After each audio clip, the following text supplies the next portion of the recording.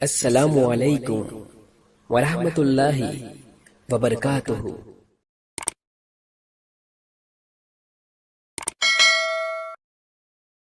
حدیث نمبر 7۔ أعوذ بالله من الشيطان الرجيم بسم الله الرحمن الرحيم فكان ذلك آخر شأن هرقل. رواه صالح بن كيسان ويونس ومعمر عن الزهري. ہرقل شاہ روم نے قریش کے قافلے میں ایک آدمی بلانے کو بھیجا اور اس وقت یہ لوگ تجارت کے لیے ملک شام گئے ہوئے تھے، اور یہ وہ زمانہ تھا جب رسول اللہ صلی اللہ علیہ وسلم نے قریش اور ابو سفیان سے ایک وقتی عہد کیا ہوا تھا۔ جب ابو سفیان اور دوسرے لوگ ہرقل کے پاس ایلیا پہنچے جہاں ہرقل نے دربار طلب کیا تھا، اس کے گرد روم کے بڑے بڑے لوگ، علماء، وزراء و امراء بیٹھے ہوئے تھے۔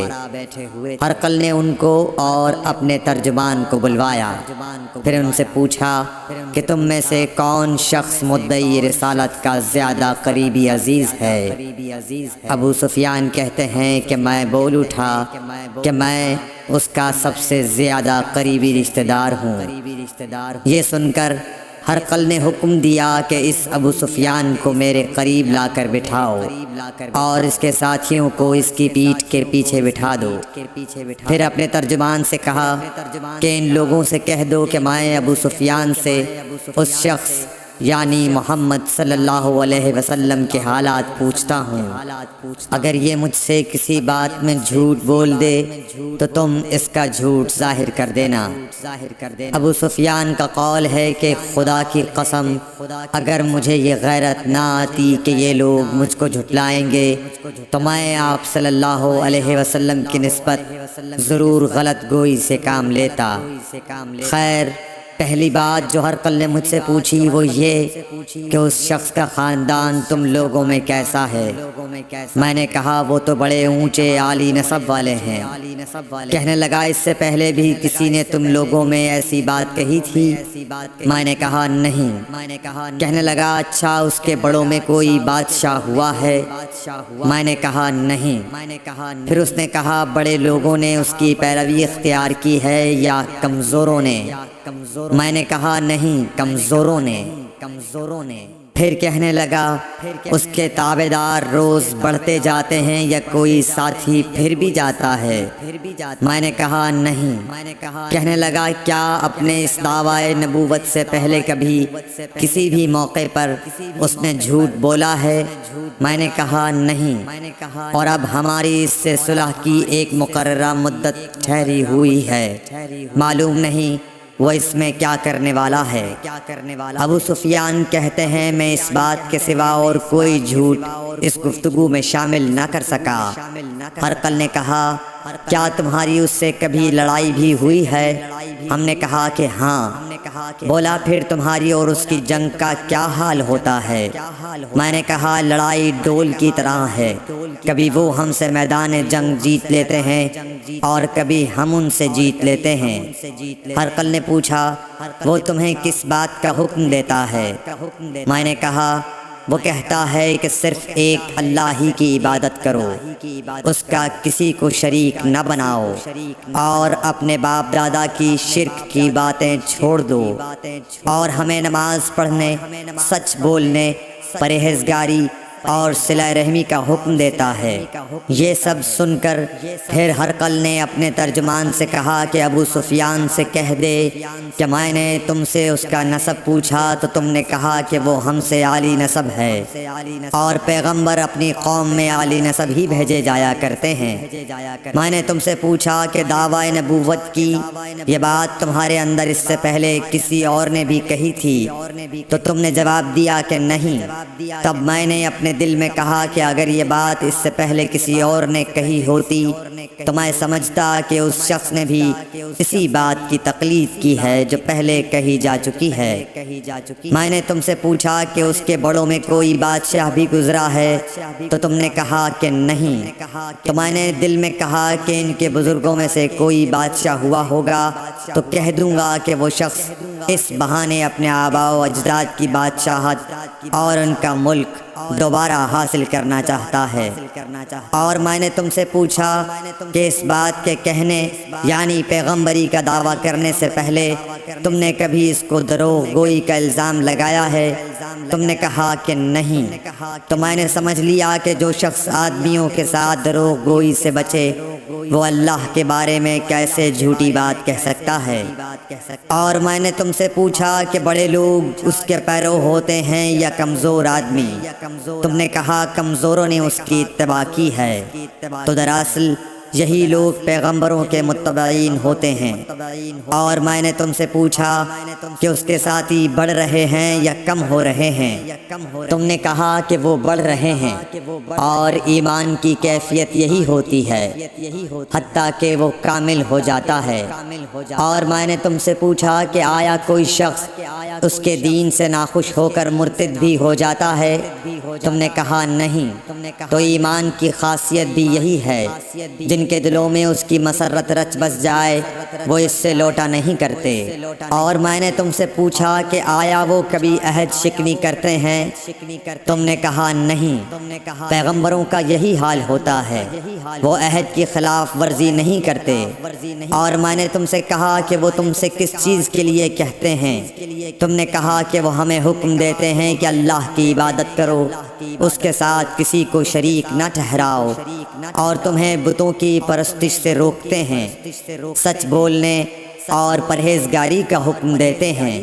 لہٰذا اگر یہ باتیں جو تم کہہ رہے ہو سچ ہیں تو ان قریب وہ اس جگہ کا مالک ہو جائے گا کہ جہاں میرے یہ دونوں پاؤں ہیں۔ مجھے معلوم تھا کہ وہ پیغمبر آنے والا ہے، مگر مجھے یہ معلوم نہیں تھا کہ وہ تمہارے اندر ہوگا۔ اگر میں جانتا کہ اس تک پہنچ سکوں گا تو اس سے ملنے کے لیے ہر تکلیف گوارا کرتا۔ اگر میں اس کے پاس ہوتا تو اس کے پاؤں دھوتا۔ ہرقل نے رسول اللہ صلی اللہ علیہ وسلم کا وہ خط منگایا جو آپ نے وحیہ کلبی رضی اللہ تعالیٰ عنہ کے ذریعے حاکم بصرہ کے پاس بھیجا تھا، اور اس نے وہ ہرقل کے پاس بھیج دیا تھا۔ پھر اس کو پڑھا تو اس میں لکھا تھا، اللہ کے نام کے ساتھ جو نہایت مہربان اور رحم والا ہے۔ اللہ کے بندے اور اس کے پیغمبر محمد صلی اللہ علیہ وسلم کی طرف سے یہ خط ہے شاہ روم کے لیے۔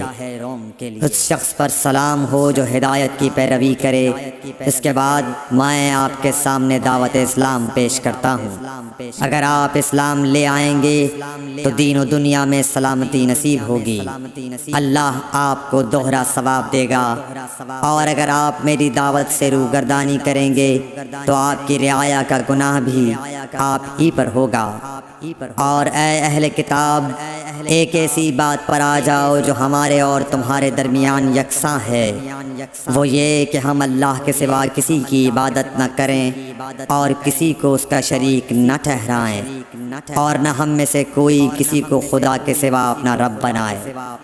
پھر اگر وہ اہل کتاب اس کتاب سے منہ پھیر لیں تو مسلمانوں، تم ان سے کہہ دو کہ تم مانو یا نہ مانو، ہم ایک خدا کے اطاعت گزار ہیں۔ ابو سفیان کہتے ہیں جب ہرقل نے جو کچھ کہنا تھا کہہ دیا اور خط پڑھ کر فارغ ہوا تو اس کے ارد گرد بہت شور و غوغا ہوا، بہت سی آوازیں اٹھیں اور ہمیں باہر نکال دیا گیا۔ تب میں نے اپنے ساتھیوں سے کہا کہ ابو کبشہ کے بیٹے آن حضرت صلی اللہ علیہ وسلم کا معاملہ تو بہت بڑھ گیا، دیکھو تو اس سے بنی اصفر روم کا بادشاہ بھی ڈرتا ہے۔ مجھے اس وقت سے اس بات کا یقین ہو گیا کہ حضور صلی اللہ علیہ وسلم ان قریب غالب ہو کر رہیں گے، حتیٰ کہ اللہ نے مجھے مسلمان کر دیا۔ راوی کا بیان ہے کہ ابن ناطور ایلیا کا حاکم ہرقل کا مصاحب اور شام کے نصارہ کا لاٹ پادری بیان کرتا تھا کہ ہرقل جب ایلیا آیا ایک دن صبح کو پریشان اٹھا تو اس کے درباریوں نے دریافت کیا کہ آج ہم آپ کی حالت بدلی ہوئی پاتے ہیں، کیا وجہ ہے؟ ابن ناطور کا بیان ہے کہ ہرقل نجومی تھا، علم نجوم میں وہ پوری مہارت رکھتا تھا۔ اس نے اپنے ہم نشینوں کو بتایا کہ میں نے آج رات ستاروں پر نظر ڈالی تو دیکھا کہ ختنہ کرنے والوں کا بادشاہ ہمارے ملک پر غالب آ گیا ہے۔ بھلا اس زمانے میں کون لوگ ختنہ کرتے ہیں؟ انہوں نے کہا کہ یہود کے سوا کوئی ختنہ نہیں کرتا، سو ان کی وجہ سے پریشان نہ ہوں۔ سلطنت کے تمام شہروں میں یہ حکم لکھ بھیجیے کہ وہاں جتنے یہودی ہوں سب قتل کر دیے جائیں۔ وہ لوگ انہی باتوں میں مشغول تھے کہ ہرقل کے پاس ایک آدمی لایا گیا جسے شاہ غسان نے بھیجا تھا۔ اس نے رسول اللہ صلی اللہ علیہ وسلم کے حالات بیان کیے۔ جب ہرقل نے سارے حالات سن لیے تو کہا کہ جا کر دیکھو وہ ختنہ کیے ہوئے ہے یا نہیں۔ انہوں نے اسے دیکھا تو بتلایا کہ وہ ختنہ کیا ہوا ہے۔ ہرقل نے جب اس شخص سے عرب کے بارے میں پوچھا تو اس نے بتلایا کہ وہ ختنہ کرتے ہیں۔ تب ہرقل نے کہا کہ یہی محمد صلی اللہ علیہ وسلم اس امت کے بادشاہ ہیں جو پیدا ہو چکے ہیں۔ پھر اس نے اپنے ایک دوست کو رومیہ خط لکھا اور وہ بھی علم نجوم میں ہرقل کی طرح ماہر تھا۔ پھر وہاں سے ہرقل حمص چلا گیا۔ ابھی حمص سے نکلا نہیں تھا کہ اس کے دوست کا خط اس کے جواب میں آ گیا۔ اس کی رائے بھی حضور صلی اللہ علیہ وسلم کے ظہور کے بارے میں ہرقل کے موافق تھی کہ محمد صلی اللہ علیہ وسلم واقعی پیغمبر ہیں۔ اس کے بعد ہرقل نے روم کے بڑے آدمیوں کو اپنے حمص کے محل میں طلب کیا اور اس کے حکم سے محل کے دروازے بند کر لیے گئے۔ پھر وہ اپنے خاص محل سے باہر آیا اور کہا، اے روم والو، کیا ہدایت اور کامیابی میں کچھ حصہ تمہارے لیے بھی ہے؟ اگر تم اپنی سلطنت کی بقا چاہتے ہو تو پھر اس نبی صلی اللہ علیہ وسلم کی بیعت کر لو اور مسلمان ہو جاؤ۔ یہ سننا تھا کہ پھر لوگ وحشی گدھوں کی طرح دروازوں کی طرف دوڑے مگر انہیں بند پایا۔ آخر جب ہرقل نے اس بات سے ان کی یہ نفرت دیکھی اور ان کے ایمان لانے سے مایوس ہو گیا تو کہنے لگا کہ ان لوگوں کو میرے پاس لاؤ۔ جب وہ دوبارہ آئے تو اس نے کہا، میں نے جو بات کہی تھی اس سے تمہاری دینی پختگی کی آزمائش مقصود تھی، سو وہ میں نے دیکھ لی۔ تب یہ بات سن کر وہ سب کے سب اس کے سامنے سجدے میں گر پڑے اور اس سے خوش ہو گئے۔ بالآخر ہرقل کی آخری حالت یہی رہی